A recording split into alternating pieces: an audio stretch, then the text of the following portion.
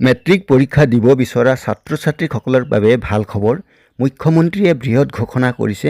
দশম শ্ৰেণীৰ ছাত্ৰ ছাত্ৰীক টিউচনৰ বাবে প্ৰতি মাহে 6 মাহৰ আগতে 300কৈ টকা দিব। মুখ্যমন্ত্ৰীৰ মন্তব্য আছে, মন্তব্য আগবঢ়াইছোঁ।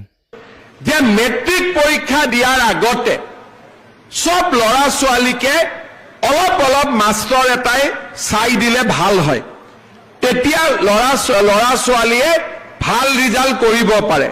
কিন্তু দুখীয়া মানুহে কেনেকে ল'ৰা ছোৱালীক টিউচন দিব?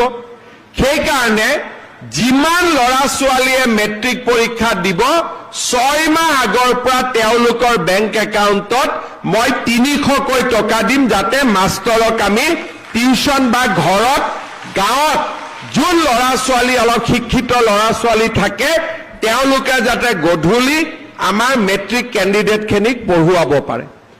এখন গাঁৱত 10 গৰাকী মেট্ৰিক কেণ্ডিডেট আছে। গাঁৱতে এজনী পঢ়া জানা ছোৱালী আছে। মেট্ৰিক কেণ্ডিডেটটোৰ বেংক একাউণ্টত মই 300 টকা দিম। 10 গৰাকী ছোৱালী ল'ৰাই লগ লাগি 3 × 10 3000 হ'ল। গাঁৱৰ পঢ়া ছোৱালীজনীক পইচাটো দিলে সদায় গধূলি 2 ঘণ্টা সময় ছোৱালীজনীয়ে ল'ৰা ছোৱালীকেইটাক চাই দিলে। মেট্ৰিক পৰীক্ষাটো তেতিয়া আগতকৈ ভাল হ'ব নে নাই? এতিয়া আপোনালোকেতো এইবিলাক কথা মোক কোৱাই নাই, মইহে ভাগিনকেইটাৰ কাৰণে চিন্তা কৰি আছো, হয়নে নহয়? হয়নে নহয়?